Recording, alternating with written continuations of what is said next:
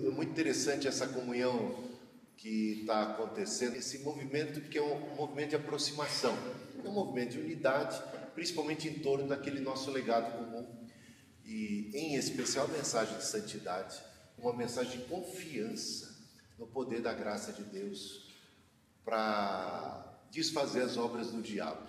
A graça de Deus, o poder de Deus para sobrepujar o mal em todas as suas instâncias.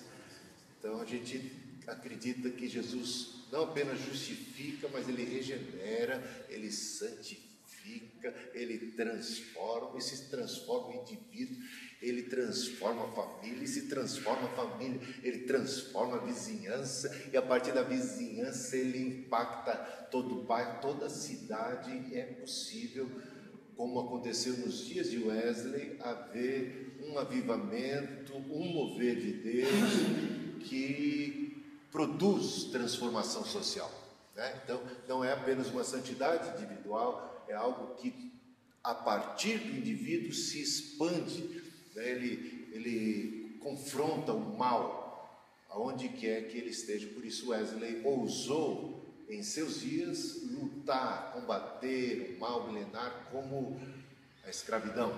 E é muito interessante observar que Wesley já proibia os metodistas de terem escravos. E também fazia, se o açúcar é produzido com mão de obra escrava, não vamos consumir açúcar, em protesto. Veja essas ações sociais. E a gente vai ver aqui, hoje, sobre o quadrilátero wesleyano, que seria como que o método hermenêutico, a maneira de fazer estudo bíblico, de conhecer a Deus, de conhecer a verdade, que era utilizado por João Wesley, embora ele nunca se valesse desse título, desse nome.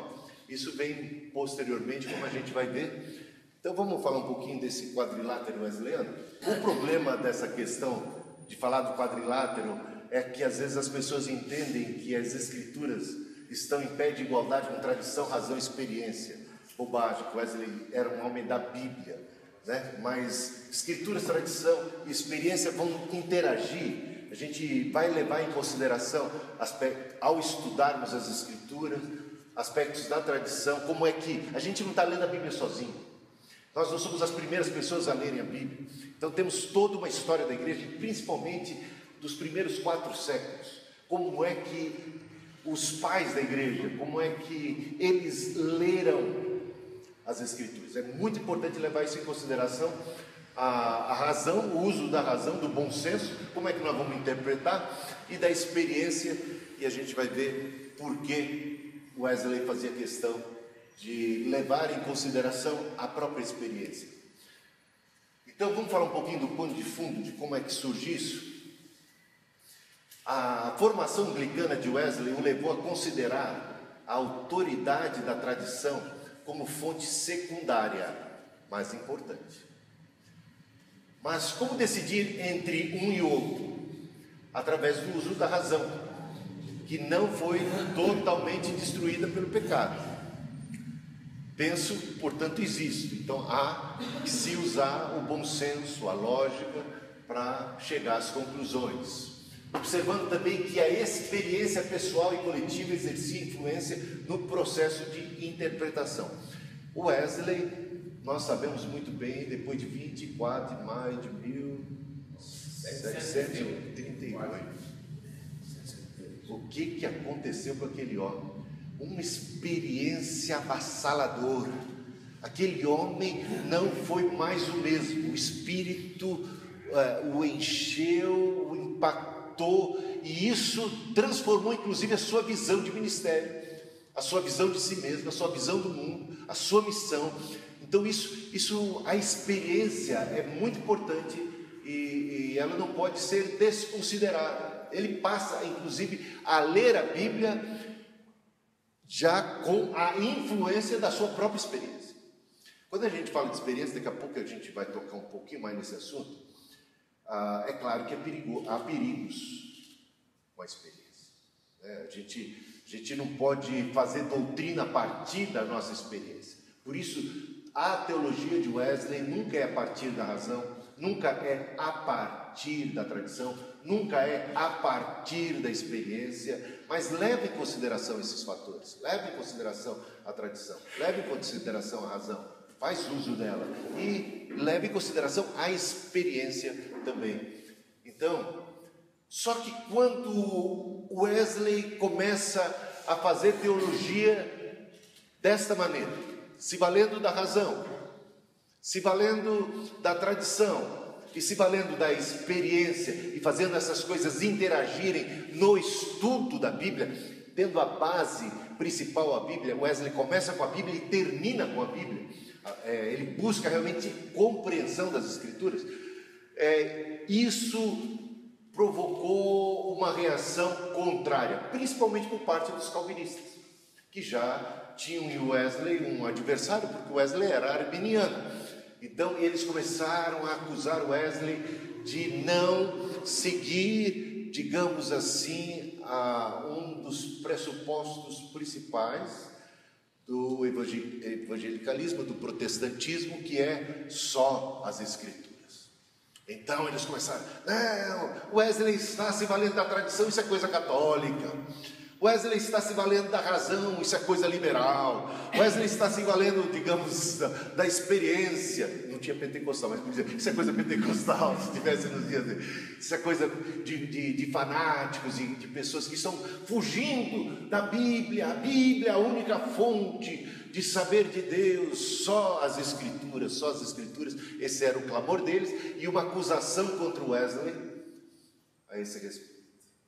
Mas vamos conversar um pouquinho sobre se é realmente verdade que Lutero e Calvino faziam teologia tendo única e tão somente as Escrituras e ponto final. É verdade isso? Aí a gente vai ver que de fato na prática ninguém faz teologia sem se valer da razão, ninguém faz teologia sem se valer da tradição, ninguém faz teologia sem levar em consideração sua experiência. Ninguém, em sã consciência, vai falar de conversão e vai procurar tudo quanto é versículo bíblico que fala de conversão e não vai levar em consideração, na formulação das suas conclusões, a sua própria experiência de conversão e a experiência de conversão daqueles que ele conhece ao seu redor. Ou seja, levar em consideração a experiência da conversão, como nós a experimentamos e como é experimentada em nosso contexto, é algo, eu diria assim, inevitável. Como dizer assim, não, essa experiência aqui não tem nada a ver com as minhas conclusões. Não, a nossa leitura da Bíblia é, de alguma maneira, influenciada pela nossa própria experiência. Não quer dizer que a experiência é determinante, mas ela tem que dialogar, ela faz parte do processo. E seria infantil, e seria, digamos assim, ingenuidade da nossa parte dizer que nossa teologia é purista, que ela é pura e simplesmente Bíblia e acabou, e que as outras coisas estão completamente descartadas. Vamos ver no caso de Lutero. Então, Wesley concordava que as Escrituras são a base, a fonte do conhecimento de Deus, o ponto de partida, mas ele achava pouco realista não levar em consideração que a nossa mente, a experiência influenciava a nossa interpretação, e não podemos desconsiderar a tradição, principalmente a compreensão dos primeiros 4 séculos. Então vamos lá, Lutero, para defender a salvação pela fé, pela graça, ele não fez uso de Agostinho, do Santo Agostinho. Ele não evoca, porque disse Santo Agostinho. O que ele está fazendo com isso? Evocando a tradição, ele está se embasando na tradição. Então, na Bíblia somente. Por que a própria confissão de Agostinho apela para Agostinho, apela para outros do passado, para sustentar, para fortalecer a posição. Eles assim entenderam. Eles assim entenderam. Então, Lutero está fazendo o quê? Uso da tradição. Vamos falar de Calvino um pouco. Calvino também se vale da tradição, ele se vale da razão, ele se vale muito da filosofia grega para formular os seus conceitos teológicos, tá? Nas Institutas, sua principal obra, Calvino começa falando sobre a Bíblia, mas na sessão seguinte ele fala da filosofia, e na próxima ainda, ele vai falar sobre o valor da tradição. Portanto, Calvino, Lutero e Wesley estão de acordo. Todos consideram a Bíblia como a fonte primária, mas nenhum deles negou a importância e a influência das outras. Embora o discurso falar assim, é só as Escrituras, só a Escritura, né? Mas de fato, na verdade, não é tão só assim. Ela não vem tão solitária assim, tá bom? Então, na verdade, Wesley não estava apresentando nada novo, apenas colocava em prática o que já era comum e aceitável. Então, aquela crítica violenta contra Wesley não fazia nenhum sentido. Todo mundo fazia da mesma forma, tá bom? A influência de outros fatores. Precisamos ser mais realistas em como formulamos o nosso conceito teológico. Não adianta negar a influência de outros fatores secundários, como a tradição, a razão e a experiência. A questão não é se você vai ou não vai se valer deles, é como você vai se valer deles, é quanto deles você vai ter na sua formulação, na sua interpretação da Bíblia. A ideia não é apelar para um ou outro, mas promover interação. Às vezes fazemos isso de maneira tão natural que sequer a gente percebe que está fazendo. É automático, é tão natural. No nosso pensamento passam tantas coisas, a gente está levando em consideração tanta coisa na hora de ler um texto bíblico, e nem sempre estamos cônscios de tanta coisa de tanta bagagem que a gente está trazendo na hora da leitura das Escrituras Sagradas. Por exemplo, quando a gente escolhe louvores na igreja, é só Bíblia? Sentimento, gosto particular, preocupação com o público-alvo. Vamos ver, coloca isso aqui para agradar o grupo de idosos, coloca isso aqui para agradar o grupo de jovens. Ou seja, tanta coisa que está ali presente na simples escolha de uma liturgia de canções, de textos. Bom, e por aí vai, tá? E a gente já falou da experiência de conversão e tudo mais. Vamos seguir. É Albert Adler que vai, digamos assim, apresentar esse método de fazer teologia, de interpretação da Bíblia, de Wesley, nesse formato, usando esse termo quadrilátero wesleyano: Escrituras, razão, experiência, tradição, tá? Ele é quem cria a terminologia. Então, nos dias de Wesley, nem Wesley nunca se valeu dessa coisa mais sistematizada, mostrando desse jeito, tá? Então, ele criou a terminologia baseado principalmente no conceito anglicano de uma estrutura só, que uma estrutura só é forte se ela é embasada em 4 lados: uma cadeira, uma mesa, uma torre, 4 colunas.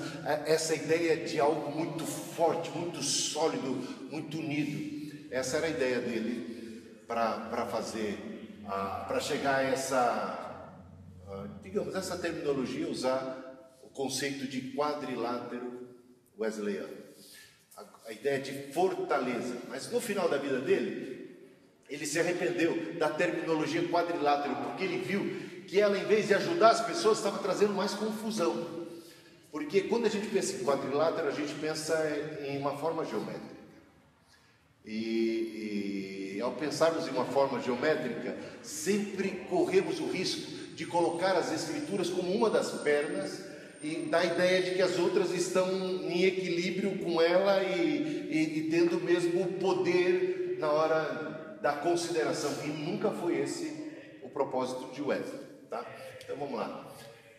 A ideia do quadrilátero wesleyano, a ideia é apenas uma ferramenta heurística.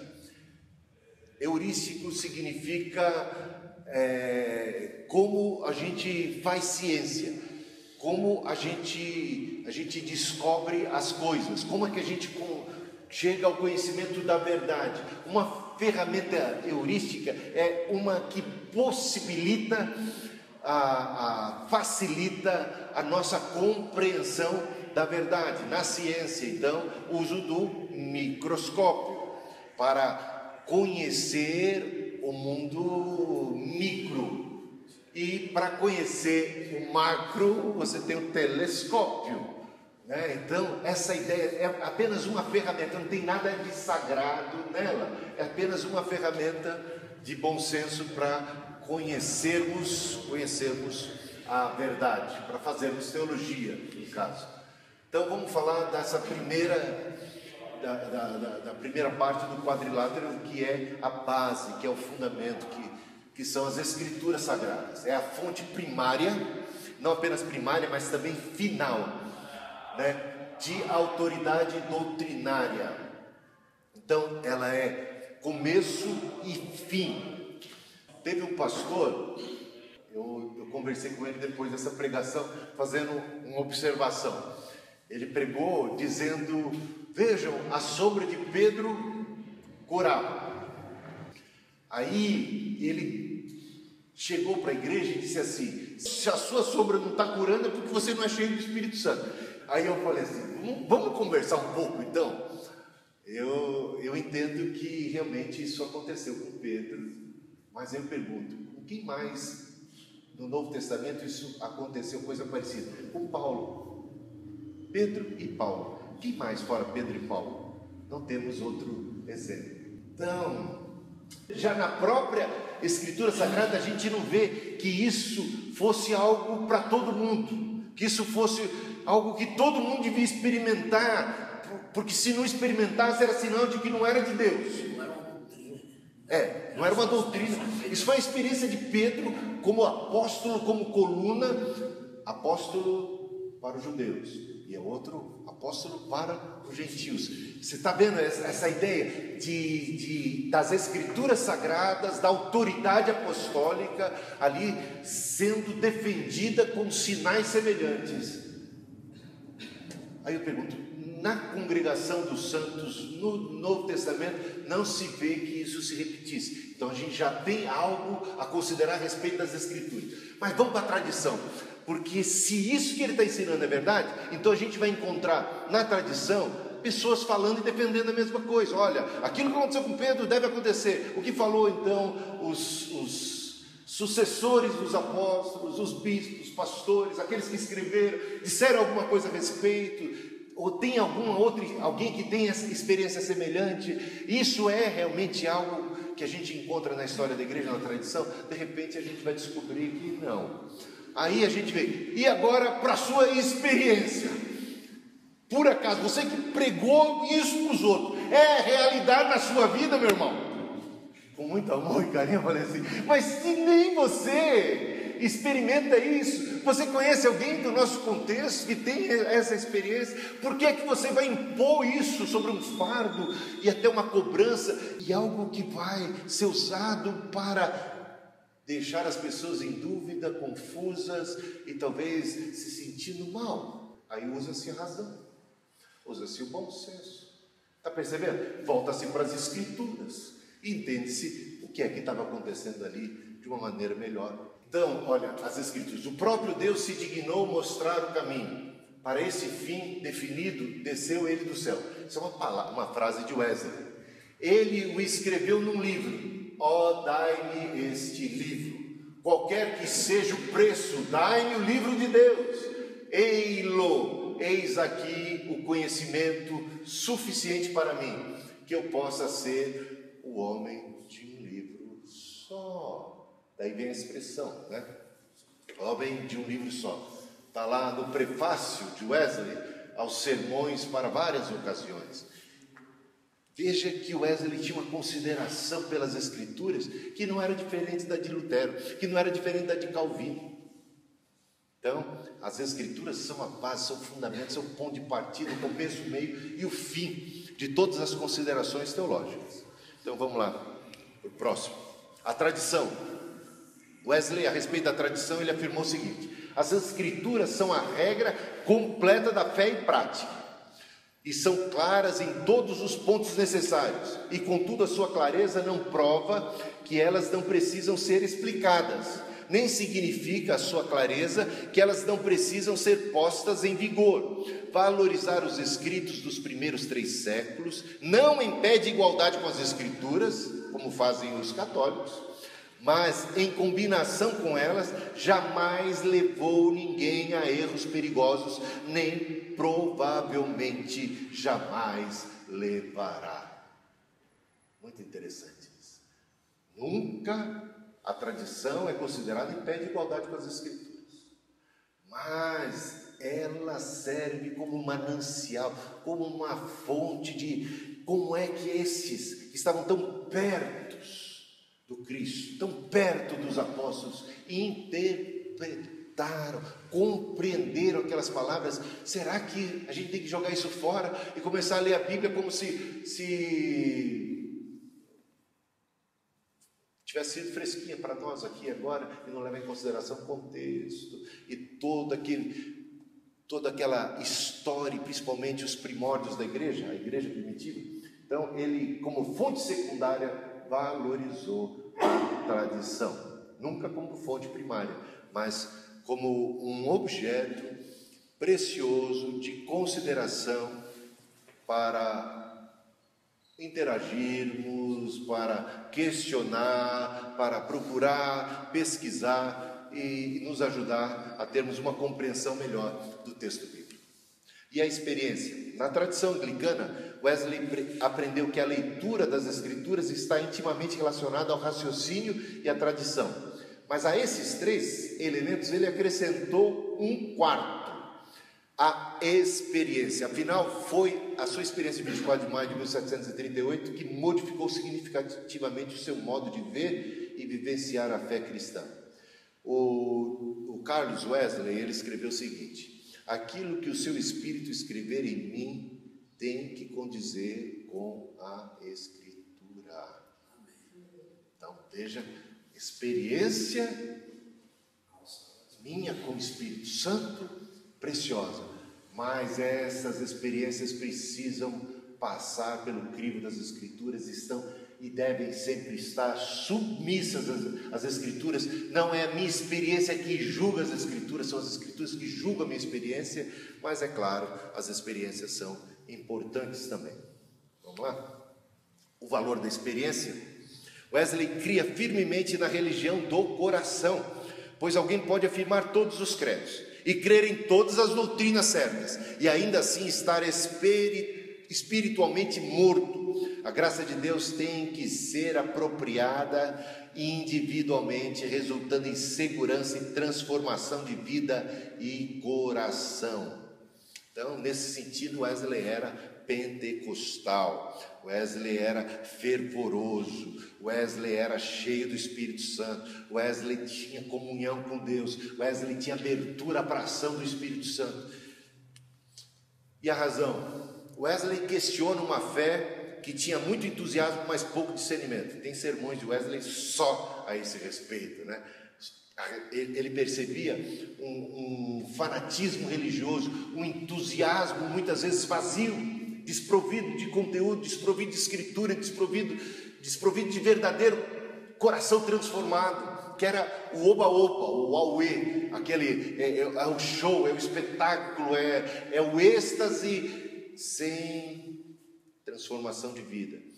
E ele entende o seguinte: tanto o culto, né, como diz o apóstolo Paulo, Romanos capítulo 12, que o nosso culto tem que ser um culto racional, não pode ser um culto irracional, como a própria teologia, ela tem que ser racional, porque afinal de contas a razão é um dom de Deus, a sabedoria é um dom de Deus, tá bom? Deus é o autor da razão, e não é preciso escolher entre Deus e a lógica.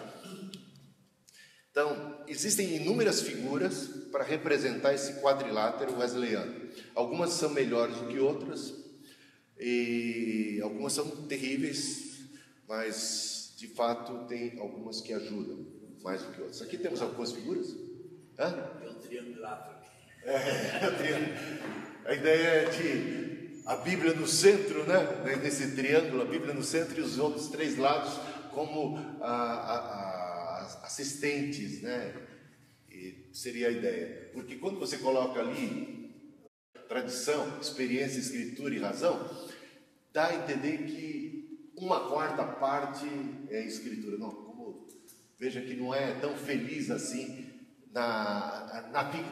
no apresentar, já levanta dúvida, já levanta aqueles que só a escritura, quando coloca um dos pilares, ainda que seja o primeiro, as escrituras, dá a entender que os outros estão sendo levados em consideração no mesmo peso, e não é essa a verdade. Essa figura circular, ela mostra as escrituras como que abrangendo tudo, né? E dentro dela, dentro da consideração das escrituras, tem assistência da experiência, tem assistência da razão, tem assistência da tradição. Eu gosto bastante desta aqui, tá vendo? São como quatro lentes, ali tem o olho humano, e esse olhar humano passa por essas quatro lentes até a formulação da doutrina do conceito teológico. A experiência é levada em consideração, a tradição é levada em consideração, a razão também é utilizada para a compreensão das escrituras sagradas, tá? Então, a interpretação das escrituras se dá através de nossa razão, que é afetada por nossa tradição e também por nossas experiências, inclusive as experiências com o Espírito Santo, tá bom? Aqui eu faço uma comparação entre a teologia wesleyana e a teologia liberal. Veja que a teologia wesleyana tem na sua base, a parte maior, fundamental, na sua raiz, as escrituras sagradas. Faz uso da razão, da tradição e da experiência. A experiência tem um valor menor em todas essas considerações. Então, razão, tradição e experiência. Já na teologia liberal, o contrário é que é verdadeiro. Então, na teologia liberal, a base é a experiência, tem a razão, tem a tradição e as escrituras estão lá, na parte diminuta, inverte-se a pirâmide. Agora, vamos ver um quadro. Nesse quadro, a gente mostra as ênfases.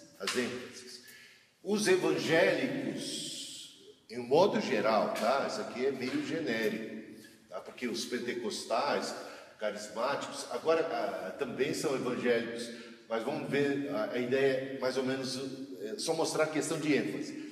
Os evangélicos têm a sua ênfase nas escrituras sagradas. Os católicos, obviamente, na tradição.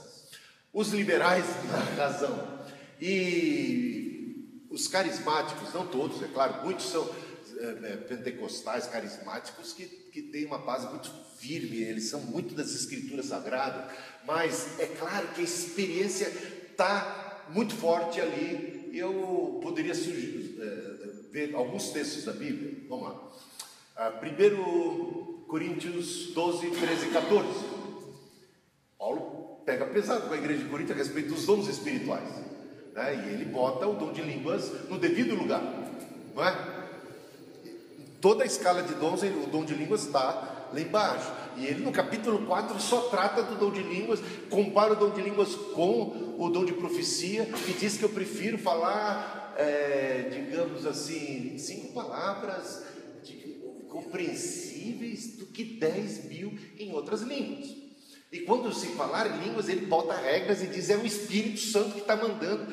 Eu não estou dizendo isso não, é Deus que está ordenando. Que é assim, assim, assim, assim. Fala em 3, haja interpretação, se não se cala. Aí eu pergunto, no movimento pentecostal, no modo geral, essas coisas não são tão levadas a sério. Por quê? A experiência que conta, é a nossa experiência, e quando se pega a experiência e as escrituras, você vai ver quem é que está, para que lado está pesando mais. Entendeu? Com todo amor, com todo carinho que a gente tem, eu sou um tanto pentecostal, no certo sentido, tá? Eu acredito em todos os dons espirituais. Na Metodista Livre, boa parte dos membros, pastores falam em línguas, têm dons e tudo. Então não há nenhuma consideração assim, negativa, depreciativa em relação a isso. Mas o apóstolo Paulo, ele diz: eu falo em línguas mais do que qualquer outro. E é ele que está dando aquelas normas e dizendo: se alguém tem o Espírito de Deus, saiba que o que eu estou dizendo, falo em nome do Espírito. Então, mas quando a pessoa se depara com aquilo, ele fala: nessa parte eu prefiro ficar com a minha experiência, com a minha tradição. Olha lá, porque você tem a tradição ali pensando. Essa é a tradição denominacional, é o que você aprendeu com os seus antepassados, o que você recebe. Então você vê um peso sendo levado em consideração nesse ponto, tá? Bom, isso aqui é um pouco só para dar uma ideia de como essas coisas, até todo mundo vai dizer aqui, é Bíblia, mas na verdade, cada um tem um pouquinho mais disso, um pouquinho mais daquilo, e é bom a gente entender, até mesmo para de repente rever alguns conceitos, tá? Vamos lá. A criação é aqui no Brasil que alguns teólogos vão apresentar. O quadrilátero já vai ficar com 5 pontos agora. A Bíblia no centro, aí deve ser um quadrilátero com esses 4 aspectos, incluindo a criação.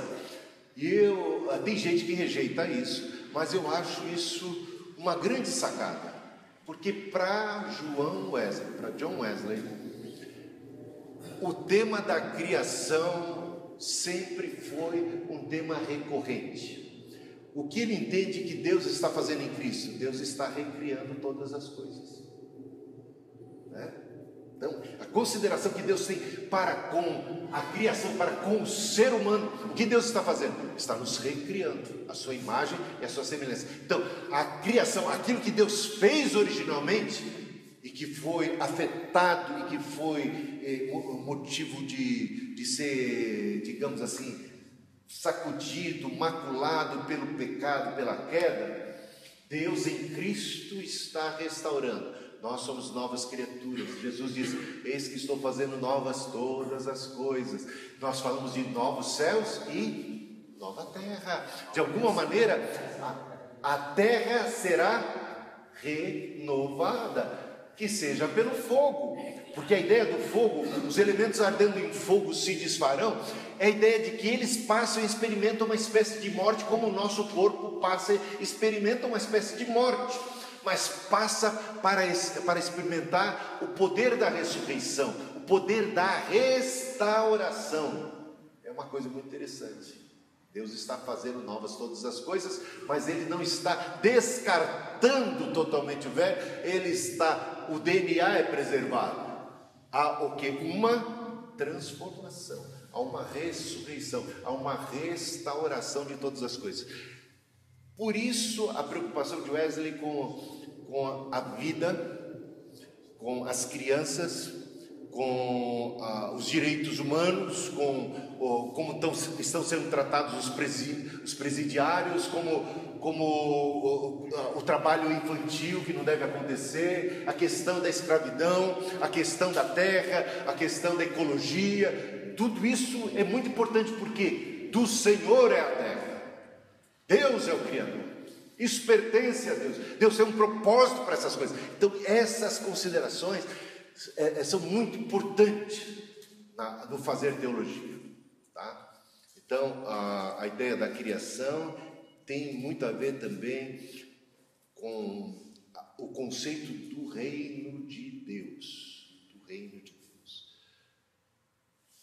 Deus está em Cristo reconciliando consigo o mundo, restaurando. Jesus veio para desfazer as obras do diabo. Ele deu aos seus discípulos poder para serem suas testemunhas. Esse poder é o poder para viver uma nova vida, para dar um testemunho de vida nova, transformada. Então a teologia da criação tem a ver com essa questão do reino de Deus, com a nossa ação nesse mundo, uma ação social, uma ação política, sem querer o poder da política, porque isso nós não aspiramos.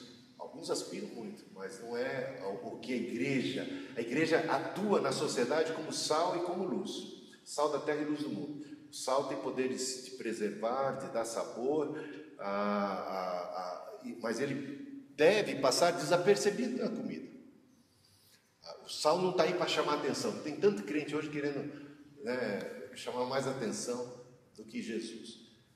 Na verdade, a nossa ação é uma ação benéfica na nossa sociedade, sem ser necessariamente uma ação de estardalhaço, uma ação de gente que quer aparecer. A gente não precisa de um presidente da República evangélico, a gente precisa de um povo evangélico mais, de conceito de valores evangélicos dentro da nossa sociedade. Isso seria mais importante do que ter um governante evangélico, porque isso pode ser até perigoso se ele não for tão evangélico assim, concorda? Se ele estiver mais para lá do que para cá. Então, é melhor, como a luz, você não chega e diz assim no ambiente, ai que luz bonita. Não, a luz normalmente ela chama atenção para as outras coisas, ela está presente, mas ela enche a bola do ambiente. Olha as flores, que jardim lindo, e ninguém está dizendo, a luz fica lá, ninguém lembrou de mim, mas é só por minha causa que eles estão podendo ver esse jardim tão lindo, não é? Mas ela passou batido, mas ela está lá, isso é que é importante. Quantos princípios cristãos existem na nossa sociedade? De alguma maneira, os pagãos se beneficiam deles, né? Para Wesley, o conhecimento de Deus encontra-se, então, revelado na Bíblia, é iluminado pela tradição, é despertado pela experiência, é compreendido pela razão e pode ser observado na criação. Vamos falar um pouco da revelação geral. Isso então significa revelação geral. Os teólogos liberais vão fazer tipo de teologia natural. E teologia natural faz também Tomás de Aquino. Teologia natural é mais ou menos o seguinte: se é verdade que os céus proclamam a glória de Deus, o firmamento anuncia as obras das suas mãos, baseado no que se pode conhecer de Deus através da criação, através de nós mesmos, um senso moral em nós, no mundo, no universo, nas estrelas, na vida, na biologia, na química, na física, pessoas vão chegar à conclusão de que é possível fazer teologia assim como se faz ciência. Então, eles estão tentando trazer a teologia para o campo das demais ciências, dizendo o seguinte: a criação, nós mesmos, tudo que existe é um ponto de partida para o conhecimento de Deus. Se nós estudarmos bem, adequadamente a criação, chegaremos ao conhecimento do Criador. Eles vão apelar muito para isso. Isso é muito apologética, né? Apologética. Trazer a teologia para o campo das demais ciências, encontrar um lugar ao sol para a teologia no campo das demais ciências. E aí a ideia é teologia natural. Quando a gente fala de Wesley se valendo da criação, pode ser que você chegue à conclusão de que ele esteja fazendo teologia natural, que ele tenha, como os teólogos que são teólogos naturais, digamos assim, fazem uso do método da analogia do ser, que compreende que, como criação de Deus, como criaturas de Deus, nós trazemos em nós algo do ser de Deus, algo da sua essência, de modo que Deus está imanente na criação, de forma, então isso é exacerbar o conceito do imanentismo, que Deus está na criação. Então, se você estudar a criação, você vai conhecer o DNA de Deus, você vai conhecer a Deus porque as suas digitais estão em nós, estão na natureza, está entendendo? Mais ou menos isso. Mas Wesley não pensava assim. Wesley entende que a criação contém informações importantes para o conhecimento de Deus, mas a partir das Escrituras Sagradas e nunca como uma base independente, autônoma. Portanto, quando se diz nas Escrituras, os céus proclamam a glória de Deus, quem diz isso, o diz como membro daquele povo que é objeto da revelação específica.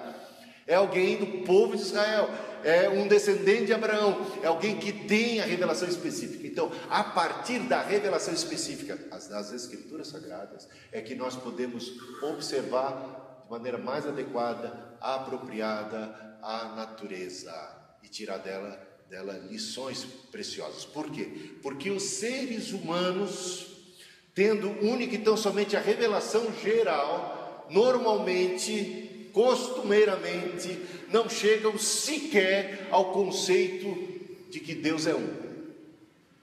Ou seja, a história, fazendo antropologia, estudando os povos e um pouco de história da religião, você vai observar que os povos, tribos, línguas e nações que tiveram único e tão somente contato com a revelação geral, chegaram à conclusão de que Deus é muitos, ou Deus é o sol, ou Deus é a estrela, ou uma coisa mais ou menos assim. Somente única e tão somente encontramos monoteísmo nas religiões de origem de Abraão, das Escrituras Sagradas, da revelação específica. As três maiores, né? O judaísmo, o cristianismo e o islamismo. Interessante. Então, só para se ter uma ideia de que, fazendo uso única e exclusivamente como uma base autônoma à criação, não se concebe, não se chega ao Cristo jamais. E a exata expressão de Deus Pai é Jesus Cristo. Portanto, Wesley nunca apelou para a criação como fonte autônoma, suficiente para o conhecimento de Deus, mas complementar, tendo a base a revelação específica. Então, os céus proclamam a glória de Deus e declaram a imensidão e a magnificência, o poder e a sabedoria de seu Criador. Nós podemos contemplar isso. Os trovões, relâmpagos, tempestades, terremotos, vulcões, eles demonstram o terror da sua ira. De alguma maneira a gente sente isso, não é? A gente sente isso. É só a gente, olha, até o ateu faz oração nessa hora. A fartura da terra, as chuvas sazonais, o brilho do sol e a colheita denotam sua bondade e a sua providência. Sucessivas e contínuas gerações de plantas e animais apontam para o caráter eterno de sua causa primária. A vida subsistindo em milhões de distintas formas mostra a vasta difusão de seu poder gerador de vida. E a morte aponta para a infinita desproporção entre Deus e as suas criaturas. Então teríamos esse quadro mostrando um quadrilátero que tem as Escrituras no seu cerne. Então, um quadrilátero de apoio secundário, de assistência. Então, no estudo das Escrituras, tendo as Escrituras como uma base fundamental, ponto de partida, nos valemos da razão, da experiência, da tradição e da criação. Wesley não era então adepto da teologia natural, porque somente os iluminados pela revelação especial é que podem verdadeiramente discernir o que se pode de fato aprender de Deus através de sua criação. O conhecimento de Deus da natureza é escasso, nebuloso, conduzindo o homem à idolatria. Wesley não faz uso do método da analogia do ser, pois entendia que a Bíblia é o único ponto de partida para o conhecimento de Deus. E a teologia natural, como eu falei para vocês, entende que é possível conhecer a Deus através da revelação geral, tanto interna quanto externa, e que existe um duplo caminho para o conhecimento de Deus: revelação específica e revelação geral. Faz teologia de baixo para cima e do geral para o particular. Do geral para o particular significa especular. Então Wesley utiliza o método da analogia da fé. Esse método da analogia da fé, ele é um método protestante por excelência. A analogia da fé não tem o seu ponto de partida na razão humana, mas na fé. A analogia da fé é a analogia da palavra, da revelação específica. A analogia da revelação, então, especial, sendo, portanto, a analogia de Cristo. Queremos conhecer a Deus? Olhemos para as Escrituras, em especial, nosso Senhor Jesus Cristo. Deus é distinto de sua criação. Aí nós estamos apelando para Calvart, né? Deus é totalmente outro. Então, essa ideia de Deus estar imanente, essa é a ideia do panenteísmo, né? Que vem do panteísmo, que é a ideia do tudo é Deus, o panenteísmo, tudo contém Deus de alguma maneira. O panenteísmo diz, o Whitehead defendeu a ideia de, isso também vem, esse conceito de Deus vem dos avanços tecnológicos. Então, o ponto de partida para essa concepção é tudo que aconteceu de evolução na área da ciência. Se Santo Tomás de Aquino faz do método da analogia do ser e chega a conclusões, porque o seu mundo era muito certinho, muito definido, muito calmo, muito tranquilo na idade medieval, ele chega e diz: Deus é infinito, Deus é imutável, Deus é impassível. Esses são os conceitos que a gente vai encontrar. Tudo isso não tem necessariamente a base bíblica como ponto de partida, mas tem a filosofia. Ele vai filosofando, ele usa os gregos, e o que os gregos entenderam por perfeição. Então Deus é perfeito nesse aspecto, então a perfeição tem que ser imutável, porque o conceito grego, né, de algo perfeito é algo que não pode ser aprimorado, é algo que não pode ter qualquer espécie de evolução. Então Deus tem que ser imutável. Se ele é imutável, para ser imutável ele tem que ser impassível. Então Deus não tem sentimentos, então Deus não sofre. Todas essas linguagens de sofrimento de Deus são linguagens antropomórficas. Deus não sofre, ele não tem compaixão. Então tudo isso Tomás de Aquino vai concluir a partir da filosofia grega, não é a partir das Escrituras, é a partir do seu conceito de perfeição que vem dos gregos, que tem essa base de alguma coisa imutável. Agora, já nos dias de hoje, o que a gente vê? A gente vê que o próprio universo está em movimento, está tudo em movimento. Os átomos, descobrimos, está tudo em ação, tudo em transformação, tudo num processo constante. Então a teologia a teoria da evolução. Então as coisas não nasceram prontas, tudo isso é um processo sucessivo de mutações. Então esse conceito científico traz agora uma outra. Então, observando esse mundo biológico, observando o mundo químico, observando o mundo físico, a astronomia, as leis da física de Einstein e tudo mais, da teoria da relatividade, vamos chegar à conclusão de que Deus não é uma exceção à regra. Tudo isso que está acontecendo denota, mostra que Deus está em mutação constante. Deus está em evolução. Berthelard de Chardin, Whitehead, entre outros, defendem essa teologia do processo. Deus em processo. Deus é todo-poderoso no seu ser em potencial, mas para se tornar realidade, ele precisou do mundo. O mundo existe como uma necessidade de Deus para expressar e para tornar o seu potencial em realização. Deus ainda não acabou com o mal porque ainda não encontrou forças suficientes. Teologia do processo. panenteísmo, essa ideia do imanentismo. A teologia wesleyana, ela é cristocêntrica e não antropocêntrica. O homem não encontra Deus olhando para dentro de si mesmo, mas olhando para Cristo. Deus não está presente no mundo a ponto de se tornar um objeto passivo do conhecimento humano, exceto quando Ele mesmo escolhe se revelar. A analogia da fé, ao contrário da analogia do ser, não é uma confiança nas aptidões naturais ou no poder cognitivo do homem, mas sim estritamente na revelação de Deus. Só a revelação pode fornecer ao homem conceitos análogos de Deus, e a conclusão é esta.